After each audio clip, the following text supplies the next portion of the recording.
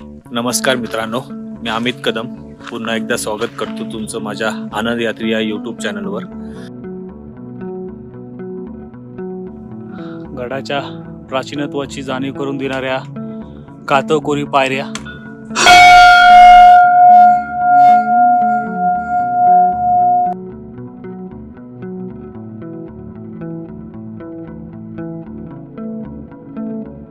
घनचक्करला जायला किंवा भैरवगडला जायला वाटेमध्ये असे सगळीकडे बांध केलेले आहेत। घनचक्करवरनं पाठीमागे दिसतोय तो विस्तीर्ण असा भंडारदरा जलाशय, मध्ये हा छोटासा नैसर्गिक ब्रिज लागतोय, नैसर्गिक पूल लागतोय। हा ट्रेक जर तुम्ही एक दिवसात जाऊन रिटर्न असा प्लॅन करणार असाल तर एक गोष्ट इथे ठळकपणे नमूद करायची आहे की कमीत कमी 3 लिटरच्या वरती जेवढं असेल तेवढं चांगलं आहे। कमीत कमी 3 लिटर पाणी आपल्याकडे पाहिजे।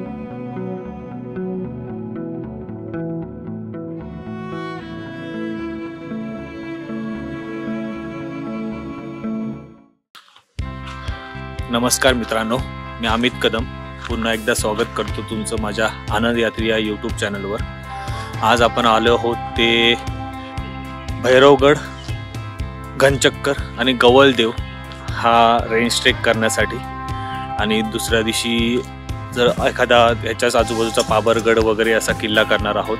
आम्ही आमच्या प्रायव्हेट गाडीने काल रात्री भर प्रवास करून आज रात्री 4-5 वाजल्या सुमारास शिरपुंज हे भैरवगडचं जे बेस विलेज आहे, शिरपुंज भैरवगड आणि घनचक्करचं जे बेस विलेज आहे तिथे पोचलो आहे। आता आम्ही प्रायव्हेट गाडी असल्यामुळे आम्हाला परत शिरपुंजलाच यायला लागणार आहे, त्याच्यामुळे आम्ही पहिले करणार आहोत घनचक्कर, तिथून गवलदेवला जाऊन मग शेवटी भैरवगड करून खालती शिरपुंजलाच आमचा आज राहणार आहोत, असं आमचं प्लॅनिंग आहे आजचं।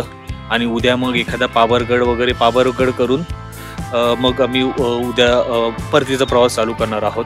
नॉर्मली लोक पहिले भैरवगड करून मग घनचक्कर करून गवलदेवला स्टे करतात, पण आमची प्रायव्हेट गाडी असल्यामुळे आम्हाला परत शिरपुंजला यायला लागणार आहे। आम्ही त्याच्यामुळे पहिले घनचक्कर करणार आहोत, मग गवलदेव करून भैरवगड करून मग शिरपुंजला परत स्टेसाठी येणार आहोत।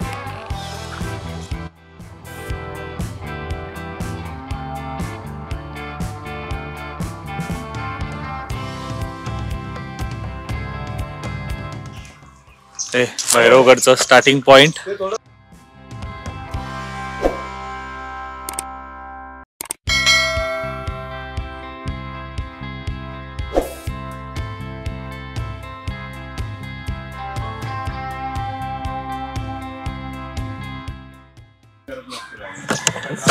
भैरवगड ट्रेकचा स्टार्टिंग पॉइंट पाठीमागे इथपर्यंत गाडी येते आणि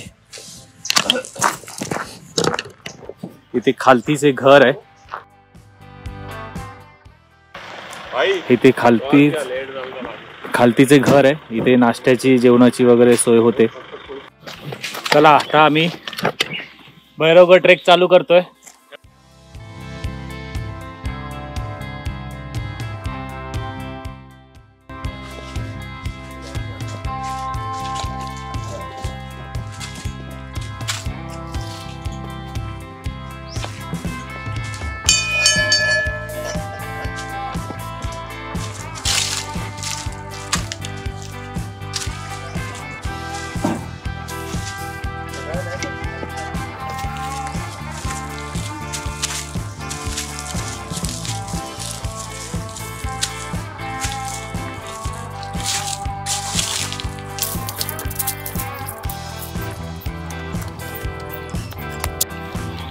पायथ्यापासून चालू करून 5 मिनिटात लगेच रेडिंग लागतात।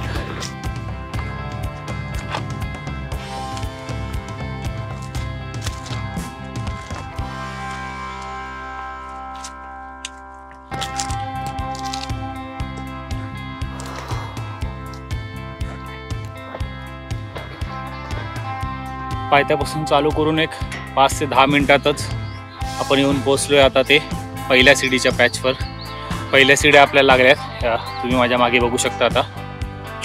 आता या सीड्या वरपर्यंत अशाच मध्ये मध्ये सीड्या आहेत।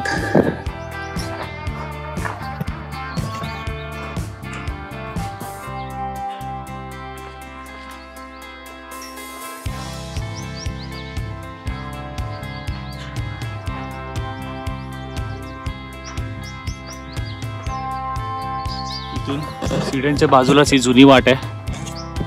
ही जुनी दगडांच्या पायऱ्यांची वाट. आता वन विभागाने बसवलेल्या आधुनिक पायऱ्या, आधुनिक सीड्या.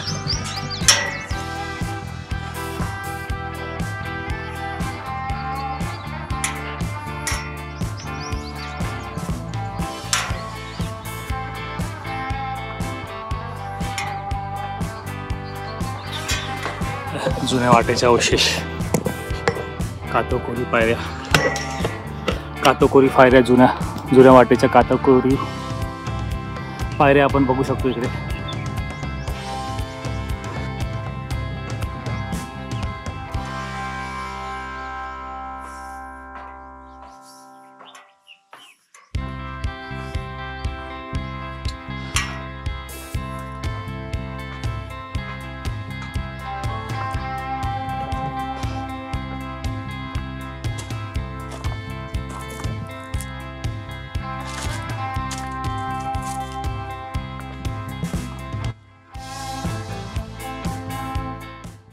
जर कोणाला घनचक्करवर डायरेक्ट जायचं असेल तर ही समोरची जी घळ दिसते शिरपुंजी गावातूनच ही समोरची घळ चढून हा असा ट्रॅव्हल्स मारून या डोंगराच्या पाठवून डायरेक्ट घनचक्करला जाता येतं. मग तिथून गवळदेव करून भैरवगड करून मग शिरपुंजीला उतरता येतं.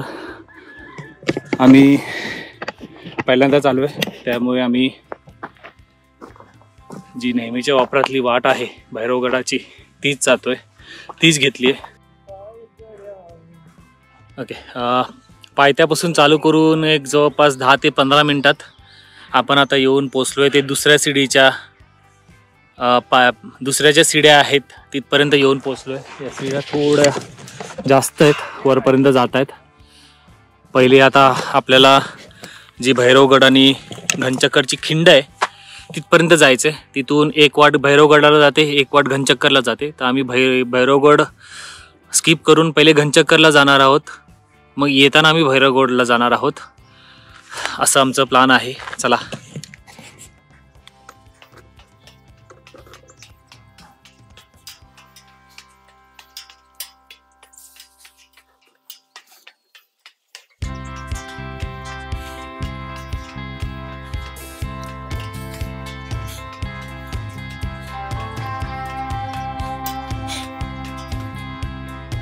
ही वाट बघा, अशी पूर्ण रेलिंग लावून पायऱ्यांनी वरती जाते.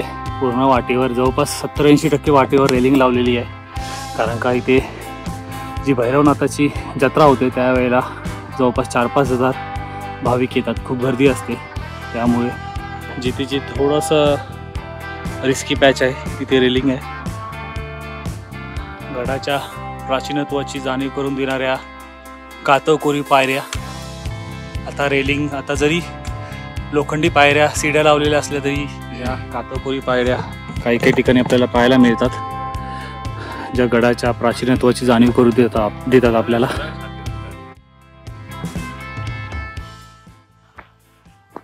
पायथ्यापासून चालू करून एक अर्धा ते पाऊण तासात आपण येऊन पोचलो आहे. ते भैरवगड आणि घनचक्करची जी खिंड आहे तिथे. इथून माझ्या उजवीकडे जो आहे वरती तो भैरवगड आहे, आणि डावीकडे ही जी सीडी दिसते, माझ्या पाठीमागे जी सीडी दिसते ती घनचक्करला जाते. घनचक्करच्या या सीड्या आहेत, प्रसिद्ध सीड्या.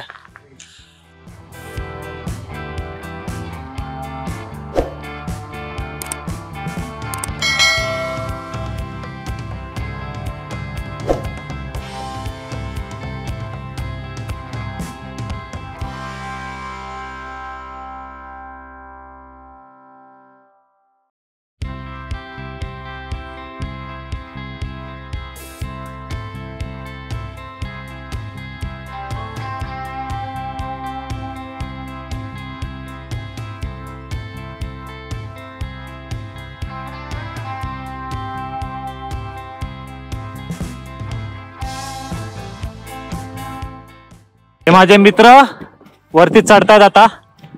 वैभव, रवी, किरण, कुणाल. सर्वात पहिला कुणाल, त्याला लय घाई आहे.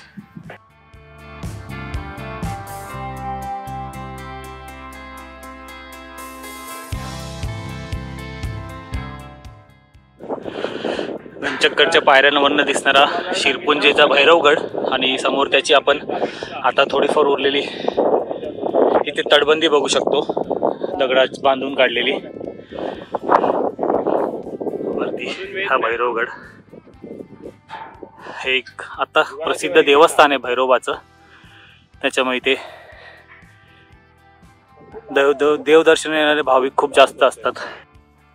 घनचक्करला जायला किंवा भैरवगडाला जायला वाटेमध्ये असे सगळीकडे बांध केलेले आहेत आणि वाटी तशीच मळलेली आहे, त्यामुळे कुठेही चुकण्याची तशी शक्यता नाही आहे. सगळीकडे बांध वगैरे केलेले आहेत. आता आपण ह्या वरती पोचलो. इथून आता घनचक्करच्या टॉपपर्यंत जायचं आहे. घनचक्कर हा महाराष्ट्रातला 4था हायेस्ट पॉईंट आहे.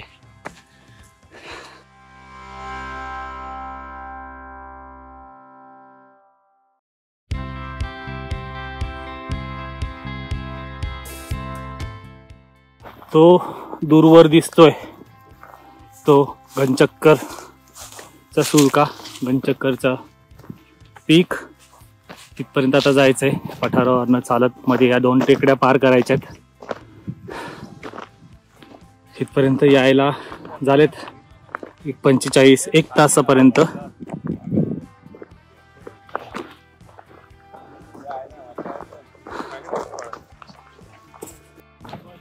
घनचक्करला जर येता येतं एक गोष्ट लक्षात ठेवा, घनचक्करचं पूर्ण वरती चढून आल्यावर त्या सीड्या सावली खूप कमी ठिकाणी आहे, जशी आत्ता मला लागली आहे.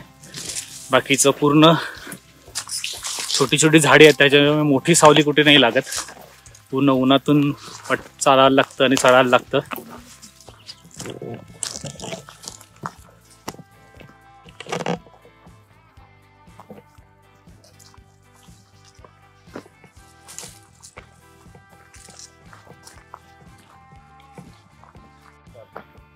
आता आपण जो पठार चालत होतो तो उतरलोय आणि वाट आता इथून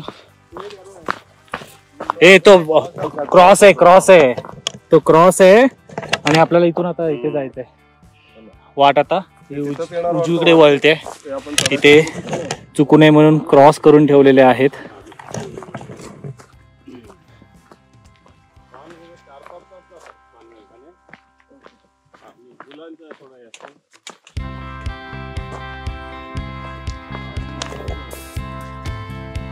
या इथून झाडीतनं चालत आल्यावर आता ही परत डावीकडे वळते. ही टेकडी आता चढायची आहे. छोटी छोटी झाडी आहेत, त्याच्यात थोडी थोडी सावली मिळते, पण पूर्ण पठारावर अशी सावली नाहीये. उन्हाचा खूप त्रास होतो. एक चांगले आहे की सगळीकडे रस्त्यावर वाटेवर असे बांध केलेत, त्यामुळे कुठेही चुकत नाही आपण. पूर्ण वाटेवर असे बांध केलेले आहेत.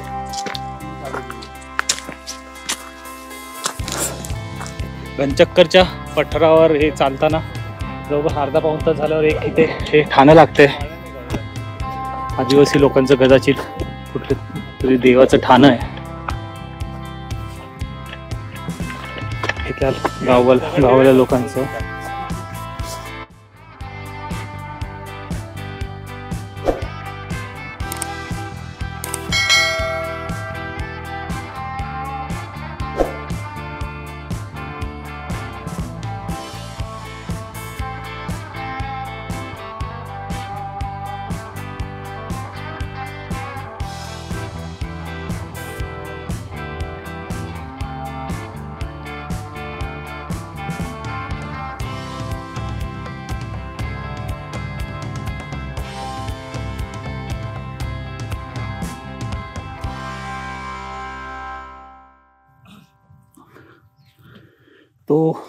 तो तिकडे दूरवर दिसते तो भैरवगड.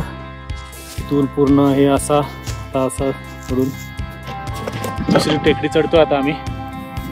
कुणाल कसं वाटतंय? मस्त एकदम.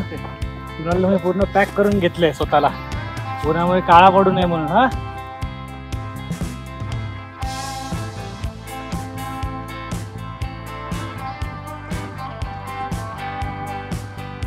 आता कुठे ती दुसरा पठार, दुसरी टेकडी चढून घनचक्करचा एक जवळ दिसायला लागलाय. घनचक्करचा जो माथा आहे तो दिसायला लागलाय. दाखवतो तुम्हाला. हा जो समोर दिसतोय हा घनचक्करचा माथा आहे.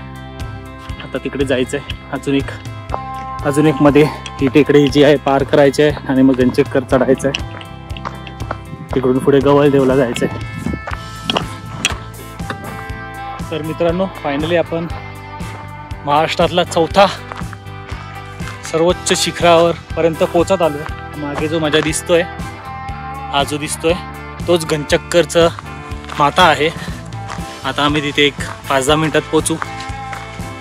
वरती गेल्यावर दाखवतोच. पण आता आपण महाराष्ट्रातला चौथा सर्वात उंच शिखर पार करणार आहोत आणि त्याच्यानंतर त्याच्या बाजूलाच असलेला गवळदेव, तो महाराष्ट्रातला तिसरा सर्वोच्च शिखर आहे, त्याच्यावर आज जाणार आहोत. म्हणजे आज आपले 2 महाराष्ट्रातले चौथा आणि तिसरा शिखर होणार आहे.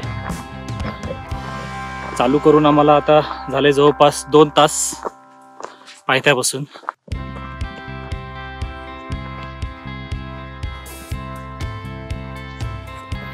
आणि फायनली पायथ्यापासून चालू करून जवळपास 2-2.25 तासानंतर आपण येऊन पोचलो आहोत.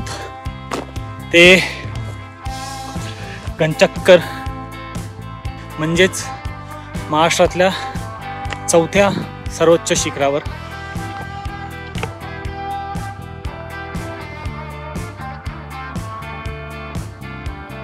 ते निशाणी म्हणून आपण पोचल्याची झेंडा लावलेला आहे, तो आपण आता बघूया. त्याच्यापर्यंत आपण आता पोहोचतोय.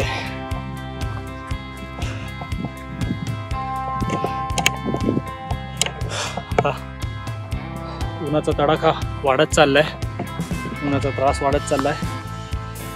ते एवढं लक्षात ठेवायला एक गोष्ट नमूद करण्यासारखी की या पूर्ण वाटेवर पाणी कुठेही नाही आहे. त्यामुळे पाण्याचा पुरेसा साठा आपल्याबरोबर असायलाच पाहिजे हा ट्रेक करताना, हा रेंज ट्रेक करताना.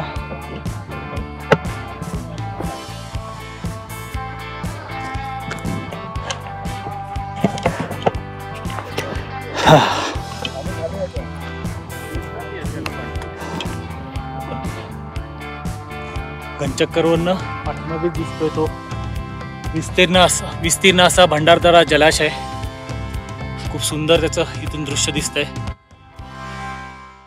विहंगम असं. आज वातावरण खूप धुसर आहे, त्यामुळे काही क्लिअर नाहीये, पण खूप सुंदर दिसतोय.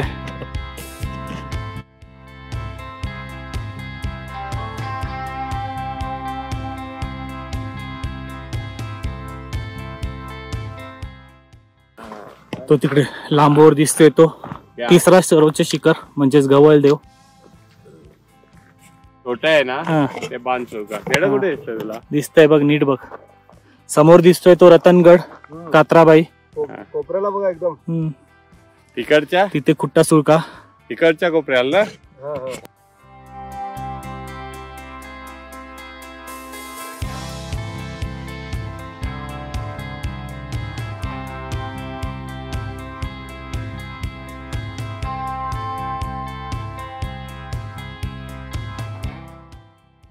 उन्हाचा तडाखा वाढलाय म्हणून मागे आता हा रुमाल लावलाय, म्हणजे मानेला थोडी सावली भेटेल. आणि आता आम्ही घनचक्करवरनं तो तिथे दिसतोय तो त्या गवळदेव सुक्याकडे जातोय.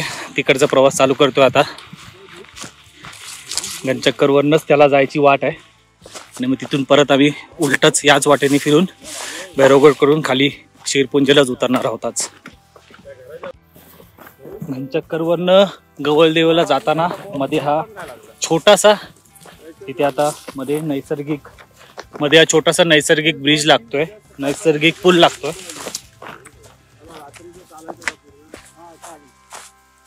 खाली तिथे दूरवर दिसतोय तो भंडारदरा जलाशय आणि हा नैसर्गिक ब्रिज पार करून आपण आता गवळदेवची चढाई चालू करतोय.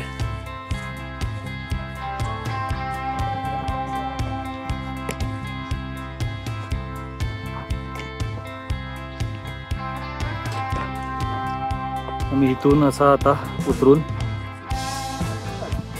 आता तिथून असा खाली चाललोय गवळदेवकडे. शिरपुंजे गवळदेवकडे जाताना ट्रॅव्हल्स पार करावं लागते. एका साईडला दरी आहे, डाव्या साईडला.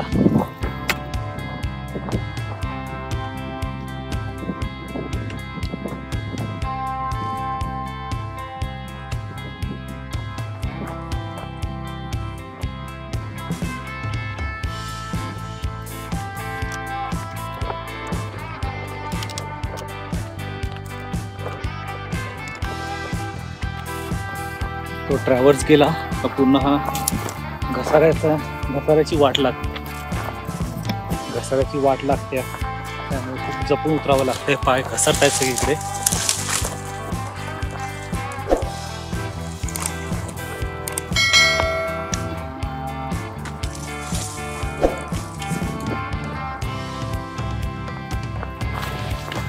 आता आपण येऊन पोचलोय ते गंचक्कर आणि गवळदेवच्या खिंडीत. हा इथे मागे दिसतोय, ते मागे जो आहे तो घनचक्करचा डोंगर आणि तिथे जो आहे तो गवळदेवचा डोंगर. आपण आता त्याच्या खिंडीत आहोत आणि आता आपण गवळदेवची चढाई चालू करणार आहोत.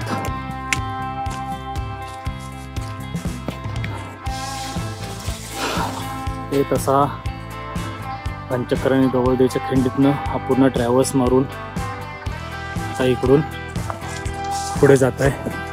वाटेत थोडी मध्ये सावली लागते. पूर्ण ऊन आहे. आता दुपारचे जवळपास वाजलेत 12 वाजून गेले. जवळपास नाही, बरोबर 12 वाजलेत. 12च्या उन्हात आम्ही गवळदेव चढतोय.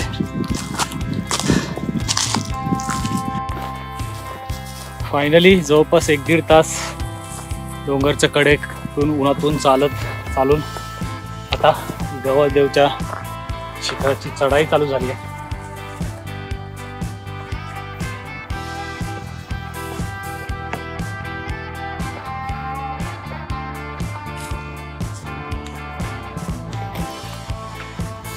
आपल्याला आता इथून आता वरती जायचंय. इथून असं वरती जायचंय. पूर्ण रस्त्यात मार्किंग आहे, चुकण्याची कुठेही शक्यता नाही आहे.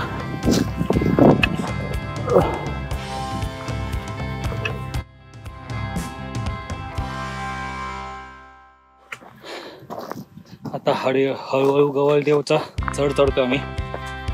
दुपारी 12चं ऊन आहे, त्यामुळे थोडं हळूहळू चढतोय. उन्हाचा त्रास खूप होतो यायला लागला आता, पण हवा चालू आहे त्यामुळे करता येतोय.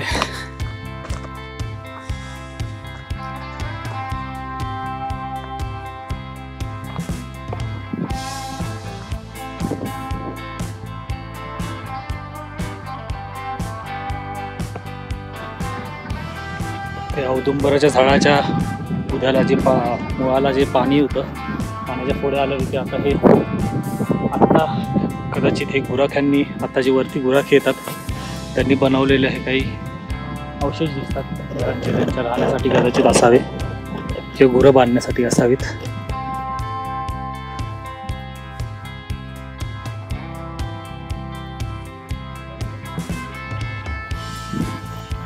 हा जो रस्ता आहे तो पुढे कात्राबाई मुडा तिकडे जातो, पण आपल्याला जो करायचा आहे तो गवळदेव जो इथे वरती आहे, तर त्याची वाट इथून कुठून तरी जाते.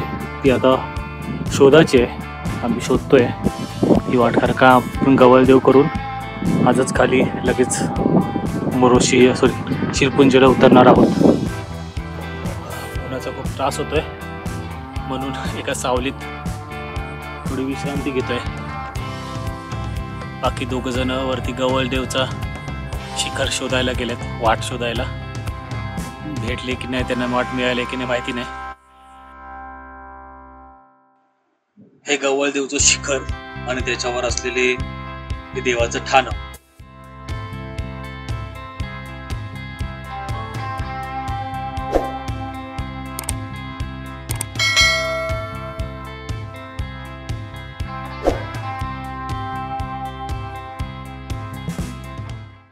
गवळदेव करून आल्यावर आम्ही तिथेच झाडाच्या सावलीत पेट पूजा करून घेतली.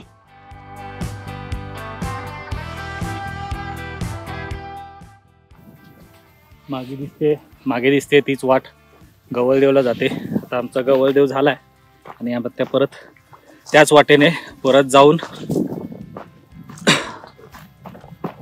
घनचक्करच्याच वाटेने परत भैरवगडला जाणार आहोत आणि मग भैरवगड करून परत खाली शिरपुंजीला उतरणार आहोत. आम्ही आता आमचा परतीचा प्रवास चालू केला. आता वाजलेत दुपारचे 2. सकाळी 8 वाजता चालू केला होता. आम्हाला गवळदेव पोचायला दीड वाजला. त्यानंतर थोडा वेळ आराम करून आम्ही आता परतीचा रिटर्नचा प्रवास चालू केलाय. शिरपुंजी, भैरवगड, घनचक्कर आणि गवळदेव हा ट्रेक जर तुम्ही 1 दिवसात जाऊन रिटर्न असा प्लॅन करणार असाल तर एक गोष्ट इथे ठळकपणे नमूद करायची आहे की कमीत कमी 3 लिटरच्या वरती जेवढं असेल तेवढं चांगलं आहे. कमीत कमी 3 लिटर पाणी आपल्याकडे पाहिजेच. कारण का पाणी पूर्ण वाटेमध्ये भैरवगड किल्ल्यावर आणि मध्ये जे औदुंबरचं झाड आहे तिथलं जर तुम्ही पिऊ शकता साफ करून तर इथेच पाणी आहे. बाकीच्या पूर्ण वाटेवर कुठेही पाणी नाही. जाताना आपण जोशमध्ये असतो, जातो, पण पाण्याची खरी गरज येताना लागते. येताना सूर्यही डोक्यावर आलेला असतो, त्यामुळे आपण खूप थकलेला असतो, त्यामुळे पाण्याची गरज लागते. आम्हीही सगळ्यांनी 3-3 लिटर पाणी आणलेलं होतं, पण आता तेही संपत आलं आहे. त्यामुळे आम्ही लवकरात लवकर आता भैरवगडावर जाऊन पाणी पियायचे. कधी पाणी मिळतं असं झालं आहे. त्यामुळे हा जर रेंज ट्रेक तुम्ही प्लॅन करणार असाल तर कमीत कमी 3 लिटर तरी कमीत कमी, त्याच्यापेक्षा कमी नाहीच, त्याच्यापेक्षा जास्त जेवढं असेल तेवढं चांगलं आहे. पाणी स्वतःबरोबर बाळगा, ची काळजी आणि आपल्या सगळ्या सहकाऱ्यांकडे तेवढं पाणी यायची काळजी घ्या, नाहीतर खूप प्रॉब्लेम होतो या ट्रेकमध्ये. कुठेही सावली नाही आहे, त्याच्यामुळे पाण्यामुळे खूप प्रॉब्लेम होतो, खूप थकायला होतं. फायनली मित्रांनो आपण गवळदेवपासून 3 तास परत उलटं चालून पोचलो ते घनचक्करच्या पायऱ्यापर्यंत. इथे मला एक गोष्ट दाखवायची आहे, मग सकाळी दाखवायची राहिली. भैरवगडची इथे ही एक पायऱ्यांच्या इथे ना ही खोदीव टाकी दिसते. ती आता पूर्णपणे बुजली आहे. ते इथे काहीतरी खोदण्याचा प्रयत्न झालेला आहे, म्हणजे ती टाकीच असावी.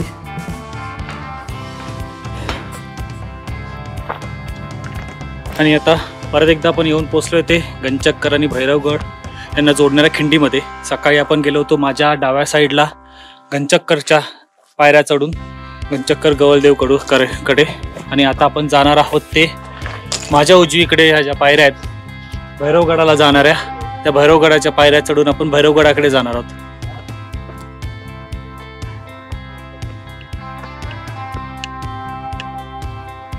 भैरवगडाला कातळकोई पायऱ्या आहेत, बघू शकता. त्याच्या प्राचीनत्वाची जाणीव देणारे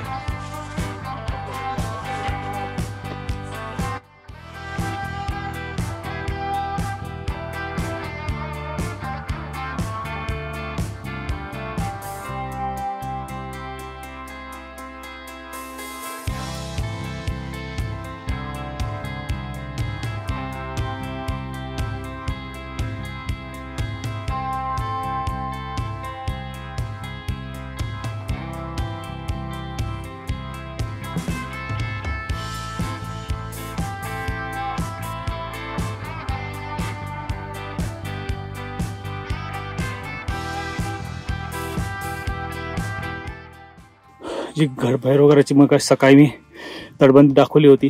तटबंदी जवळून दोन्ही साईडला तटबंदी आहे आणि बुरुज सदृश अवशेष दिसतात. आणि ह्याच पायऱ्या ज्या आहेत त्या 5 मिनिटात चढलो की आपण येऊन पोचतो ते शिरपुंजीच्या भैरवगड. आता जसं मी सांगितलं हे एक देवस्थान झालं आहे, त्यामुळे इथे आता गावकऱ्यांनी बोर्ड वगैरे उभारला आहे. इथे मोठी जत्रा पण असते.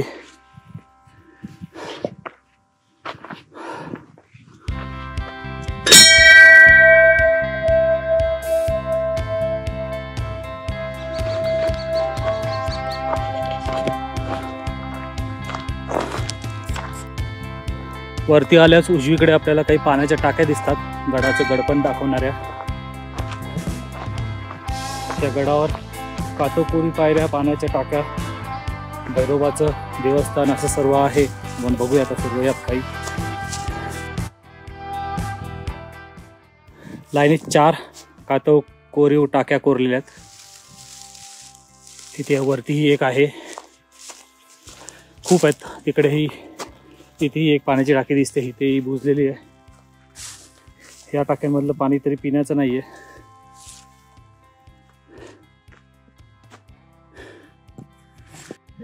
इथे या पाण्याच्या टाक्यात हे पाणी पियायचं आहे. कातो कोरीव आहे, इथून जायला वाट आहे. त्या टाक्या होत्या त्याच्या डाव्या साईडलाच या आहेत.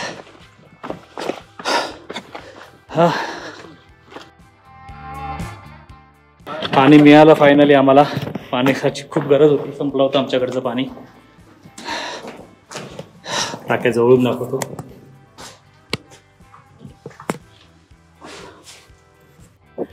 हे पिण्याच्या पाण्याचं टाकं आणि त्याच्या समोर ही काही टाकी दिसत आहेत ती तिकडे.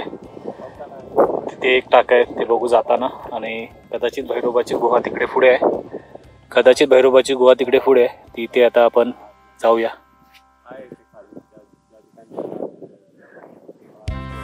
इथे जसं मी मगाशी दाखवल्या, इथे काही पाण्याच्या टाक्या आहेत जाताना लागतात. तिथे त्याच्यावरती काही पाण्याच्या टाक्या आहेत. वन विभागाने किंवा सरकारने आता सगळीकडे रेलिंग लावली आहे, कारण का जत्रेच्या वेळेला इथे भाविक खूप असतात. त्यामुळे पूर्ण जिथे ते थोडंसं धोकादायक ठिकाण आहे तिकडे रेलिंग लावली आहे.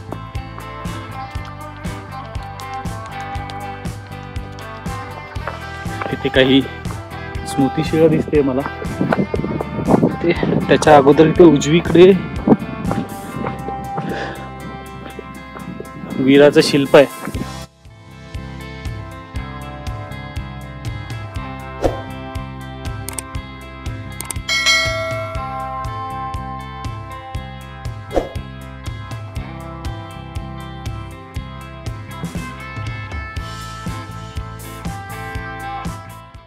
तिथे वीराचं शिल्प आहे आणि त्याच्या खालतीच आता भैरोबाची जी गुहा आहे भैरवगडावर, तिकडे आपण चाललोय आता.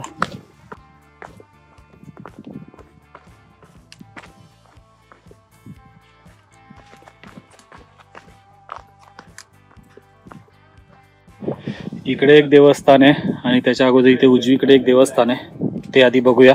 उजवीकडे जे आहे ते काय आहे. मोठ्या घंटा लावल्यात.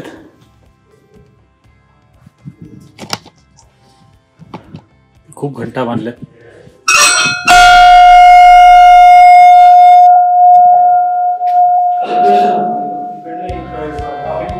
अच्छा, हेच भैरोबाचं देवस्थान आहे. इथूनही तीच वाट इथे पुढे येते. त्या गुहेत भैरोबाचं देवस्थान आहे. इथे हा भैरोबा.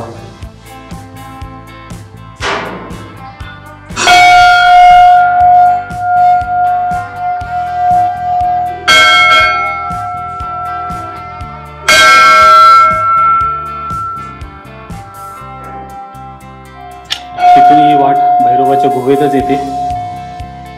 ही गुहा आहे. ही गुहा भांडी वगैरे ठेवलेली इथे जत्रेतून कदाचित जेवण वगैरे करत असतील. ही इथे मुख्य गुहाची इथे भैरोबाचं शिल्प आहे.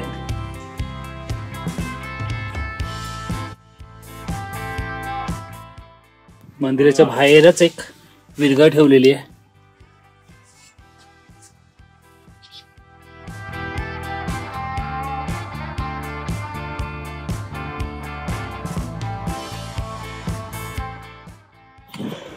हे खाली भैरोबाचं मंदिर आहे आणि त्याच्यावरतीच ही काही शिल्प ठेवलेली आहेत. हे चतुर्भुज विरगळ इथे एक.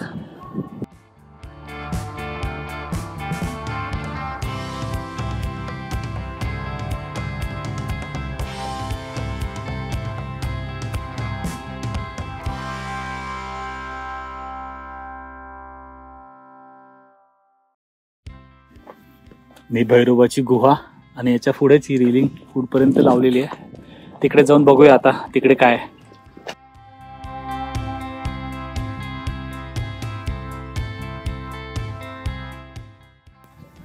भैरवगडावर जे आपण बघितले तटबंदीचे अवशेष, तटबंदी बुरुजाचे अवशेष, पाण्याची टाकी आणि भैरवाची गुहा.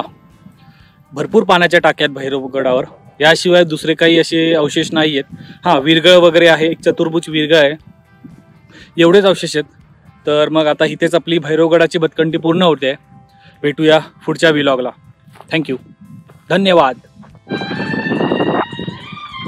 शिरपुंजीचा भैरवगड पुरा दिवसभर ट्रेक करून थकले आहेत आणि झोपले आहेत.